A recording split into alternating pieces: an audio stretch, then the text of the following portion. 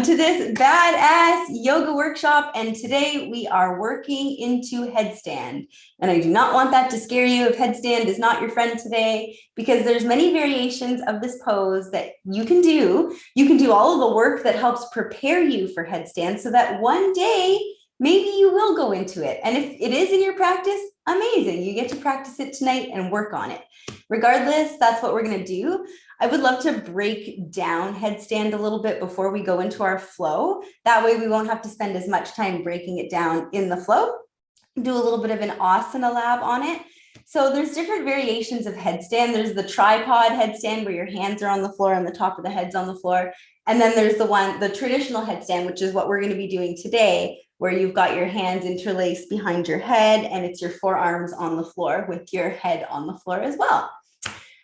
So I'll go to the mat and I'm just going to give you a quick little overview of headstand. So the way that I like to start is measuring the distance between your elbows with your hands. So bringing yourself down onto the mat. And also, before I even begin here, you can do this at a wall. So pretend I'm facing a wall here. That way, if I happen to flip over, your feet can hit the wall and you're safe. So wall is really great if the headstand isn't your friend or it's new to you, because it gives you that extra confidence. So back to measuring the distance. Once you've done that, then you interlace your hands on the mat and you place the top of your head in between your hands. You want to think about a triangle. So your two elbows are the bottom points of the triangle. Your hands and the top of your head are the top point. Make sure that both of your pinky fingers are flat here, so you're not stacking them. That way it's comfortable. The top of the head comes to the floor. Now, when you're in this position, this could be headstand. You can still completely activate here. Right now, I'm not activating, but I can. So just think about your forearms pressing into the floor and you're pressing away so that your shoulder blades protract. So they're spreading apart and widening. So when you do that, you're creating that activation into your upper back and your forearms are really pressing into the floor like they're your hands. You can stay here, press away from the floor, and even just keeping the tops of the feet on the floor, lift your knees up to a hover. You're in a headstand. There you go. Your feet are on the ground, just your knees are hovering, your core is engaged, and you're holding it. So that could be headstand. Next step, you could tuck your toes under, press your hips up nice and high, walk your feet in just a little bit. And you can it's like a little downward facing dog on your forearms. Continue to press away from the floor, protracting into the shoulder blades. You don't want your head taking all this weight. You want your arms and upper back taking all of your weight. From here, you can start to lean forward. You want your tailbone to start to go over your shoulders. So you're walking your toes in closer, belly button to spine, bringing one knee in, maybe the other knee. And then we just hold. You can have yourself in a ball here or start to straighten. And when you straighten, pretend you're like standing. Woo, I'm wobbling. Pretend you're standing on the ceiling. So flex your feet and really engage your core. Now coming out of it, child's pose every time. This is not like, as you saw if you were watching, I was wobbling. You also heard me say that. That's because I haven't really warmed up yet. It's not really that fun to do it if you're not ready. Because I'm like, oh, am I going to fall out of this? I know how to fall out of it. I'll show you that too. Headstand, to make sure there's room in front of you to fall out of it.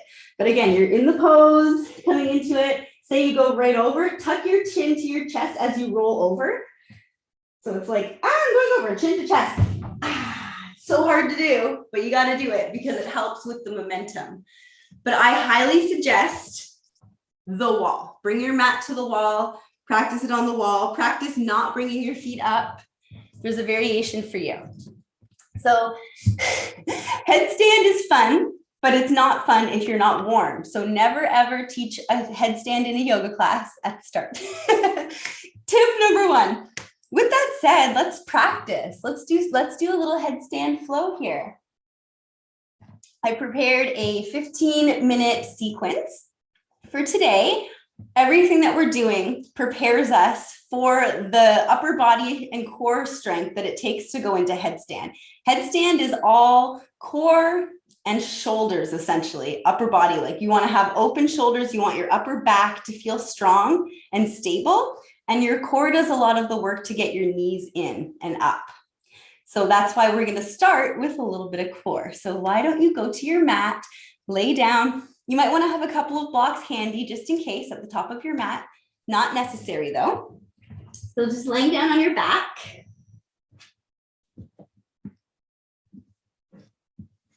And hug your knees into your chest.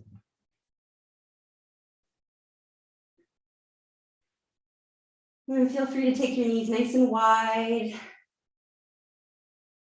Or maybe bring them back in, or just take them wide and bring them back in with every breath. We're just kind of centering and just arriving now on your yoga mat and into your yoga practice.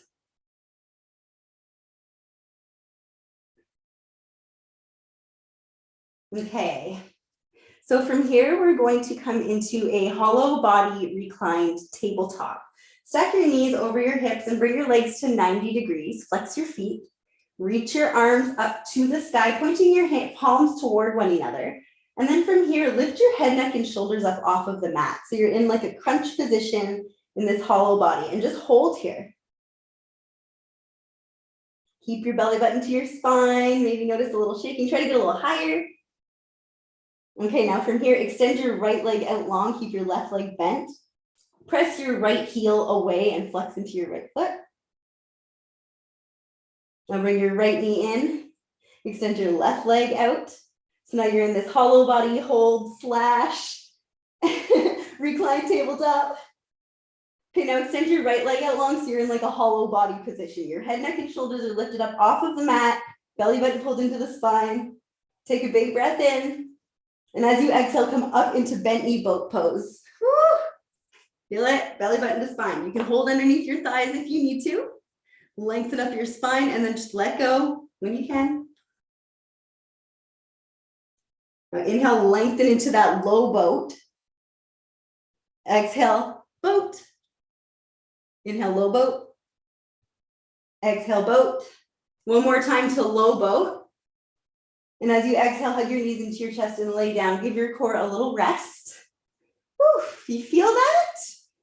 There you are, core muscles. Hi, let's do it again. Okay, so we'll come into that recline tabletop. So it's like a dead bug. So your knees are 90-degree legs, arms shoot up to the sky, head, neck, and shoulders lift up off of the mat. Core is engaged, belly button to spine here. Breathing, extend your, this time let's go to the left side first. Left leg out long, press your left heel away so your right knee is still bent. Right leg is the same, left leg is long. And your head, neck, and shoulders are still lifting. Let's switch it up. Extend your right leg, bring your left knee in, so like a little bicycle kick. Okay, extend your left leg so you're in a hollow body hold or a low boat. Woo! Exhale, high boat. Inhale, low boat. Exhale, high boat. One more time. Inhale, low boat. Exhale, high boat. Lay down on your back, hug your knees into your chest. Whew. Core is awake. Hello. Now roll to one side and come to hands and knees facing the top of your mat. We'll come to cat and cow just to move the spine. Your spine is involved in a headstand, so we want to make sure that it is awake. So inhale to drop your belly and look up. Exhale, tuck your chin, tuck your hips. Inhale into your cat, cow, and exhale into your cat. And just moving through cat and cow at your own pace.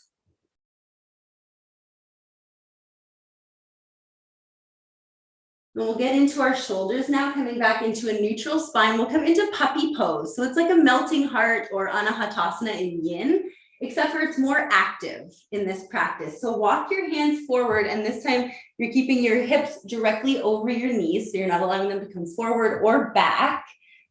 And you're bringing your forehead to the mat. Bring your hands into the mat, press your palms into the mat. Now think downward facing dog here. So you're tilting your tailbone up to the sky, pressing into the floor, and activate your shoulders here. If it's too much, widen the distance between your hands. If you want a little more, bring them closer together. If it's still too much, you can bend into one elbow, but really keep the side that's straightened active. Breathing into that puppy.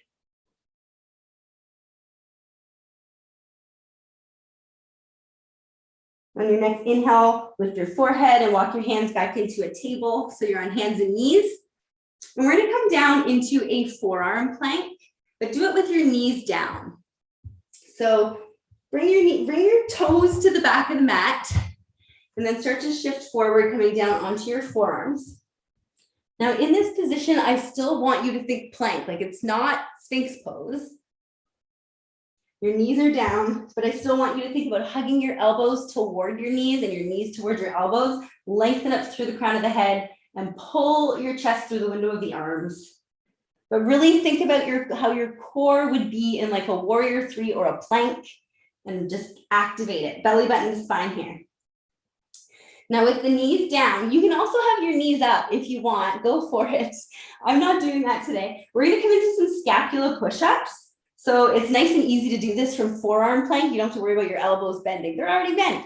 So we'll just allow the shoulder blades to come together and let your chest come down, and then press into the floor and lift. So you're just allowing your shoulder blades to come together, and then you're protracting them apart. Every exhale is when you come up, every inhale is when you come down. Really squeeze them together and then press them apart. Exaggerate that movement. Okay, child's pose, give your shoulders and your forearms a break for just a moment. Inhale back into your table. And we're gonna come into dolphin, so bring your forearms back down. Maybe even bringing your hands into prayer for this, your choice. But ideally here, your shoulders are over your elbows to start in a forearm plank, and then press your hips up and back into a dolphin pose. So you don't want your elbows splaying out here. You're in dolphin. Think about that same movement of protracting those shoulder blades. So press into the floor with your forearms. Walk your toes in a little bit. Inhale, shift forward into forearm plank. Squeeze your core. Exhale, dolphin. So we're shifting back and forth with the breath. Inhale, shift forward. And exhale, shift back. Really working into those shoulders. Inhale forward. Exhale back. One more. Inhale forward. Exhale back. Drop your knees. Send your hips back, child's pose.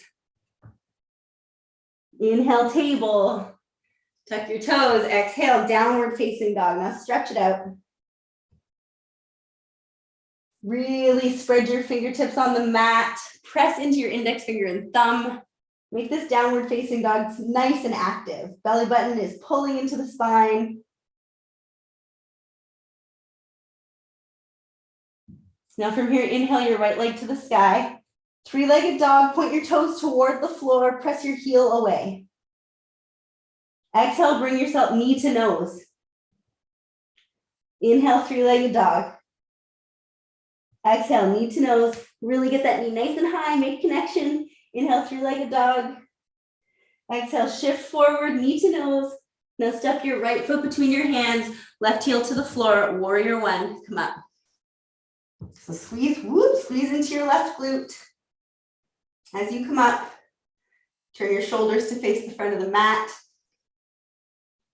And in this pose, try not to back bend into it too much. Think about bringing your ribs to your pelvis, engage your core here. Now bring your arms out like a T and wrap your right arm underneath your left arm, eagle arms. Pull your elbows up and hands away from your forehead. Inhale, lengthen your spine. And exhale, cat spine. Round into your spine, bring your elbows in towards your belly button. Inhale, come on up with your arms in eagle. And exhale, round it in like a cat. Inhale, come up.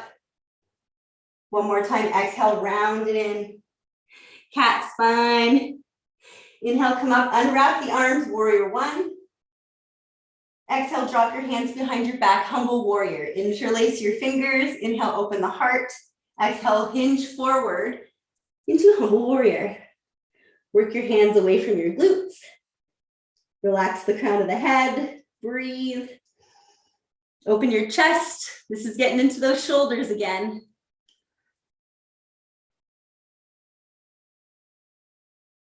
And release, hands to the mat, downward facing dog. Inhale your left leg to the sky, three-legged dog. Exhale, shift forward, knee to nose. Inhale, three-legged dog. Really make sure as you exhale, knee to nose, you keep your left foot flexed. So you're trying to bring that knee as high as you can toward your nose. One more time, three-legged dog. Exhale, knee to nose. Step your left foot forward, warrior one, come on up. Bring your arms out like a T, wrap your left arm underneath your right. Eagle arms. Pull your elbows up, pull your hands away from your forehead, inhale. Exhale, round it in. Inhale it up. And exhale, round it in. One more time, inhale up. And exhale, round it in like a cat. Really feel that into your upper back. Inhale, come up. Warrior one, reach your arms up. Exhale, hands behind the back, interlace, humble warrior. Inhale, lengthen. Exhale, hinge forward and fold. Breathe into those shoulders.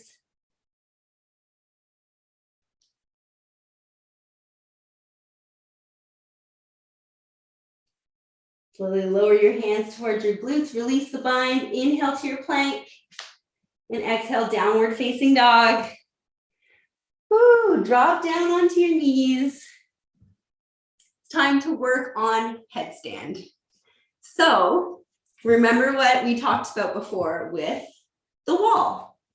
Let's do it. I'm gonna go over here. Hopefully you can still see me, but I'll show you what I mean by safety, or you can just work on your headstand, starting with measure the distance between your hands and elbows.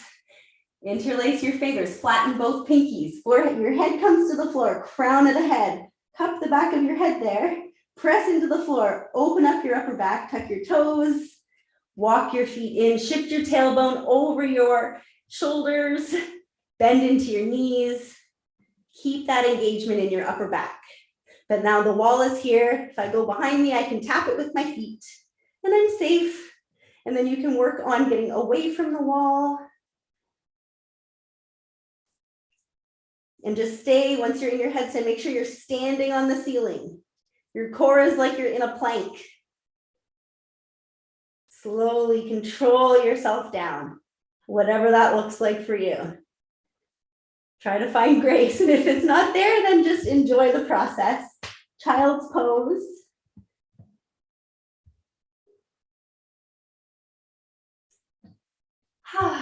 Headstand. Enjoy your child's pose. Stay there for a little bit more.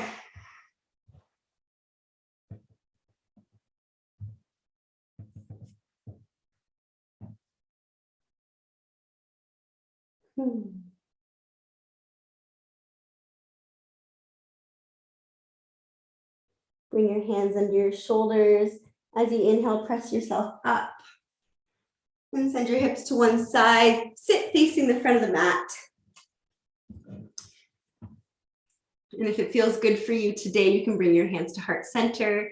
And we can close our headstand flow practice with this message. And that is that you're ready now. Headstand does not mean you need to get yourself upside down and in that pose when I call that pose. Headstand means that you do whatever that means to you.